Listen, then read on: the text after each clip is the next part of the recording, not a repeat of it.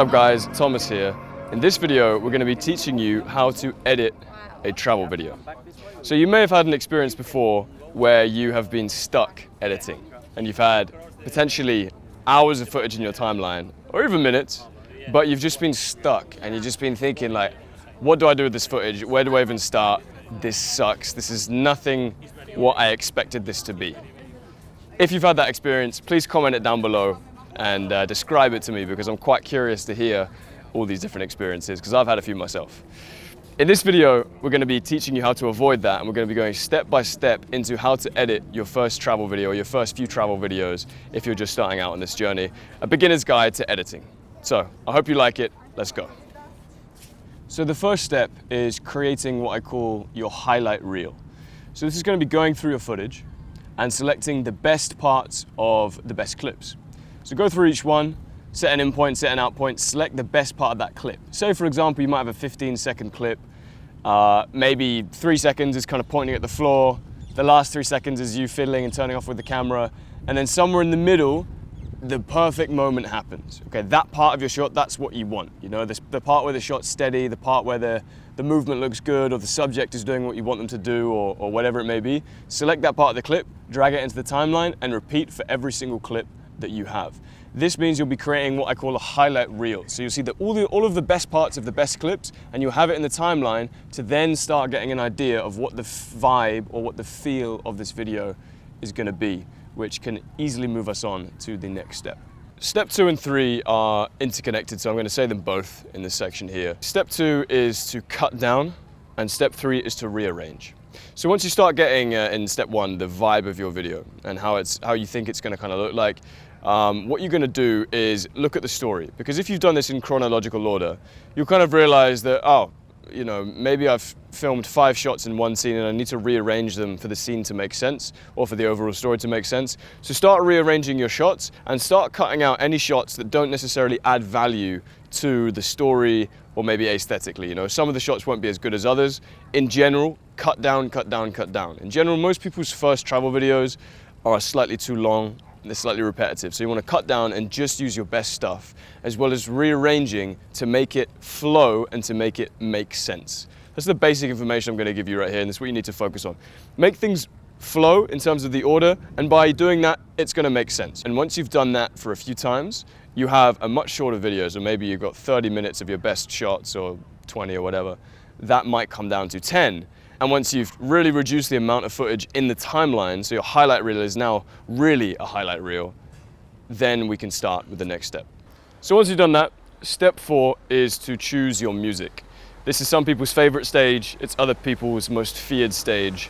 For me, it's usually somewhere in the middle. It takes me way longer than expected most of the time, but once you've gone through these first stages, it gets easier. Because what it means is you've got your highlight reel, you've rearranged and sorted everything, so you've really by this time got a good sense of the kind of vibe that the video is, and you can kind of see, okay, I can see how this is coming together. So you really start getting an idea, okay, is this an action-packed video? Is this a slow video? Is this a sensual video? What kind of video is this? So you've already got some ideas, hopefully, for listening for music. What you ideally should do is just go through some of your favorite music sites. If you want to use music, like more commercial music, you just need to follow a tutorial that I have below that will explain how to do that and put them on YouTube. Or if you want to monetize your video or be more professional, then go for some music sites such as MusicBed or Epidemic Sound. Those ones are really good. What I do is go through their portfolios, listen to stuff whilst watching through my footage. Find one that works well. Usually I might drag a couple into the timeline, mute one, play the other, just see how it goes with the footage, and eventually just make that decision, choose a track, and go from there. All right, last phase, which is my personal favorite, the polish. So you've got your music, you've got your highlight reel arranged, sorted, it's looking nice. Now once you've got your track there, it's time to start cutting it down big time.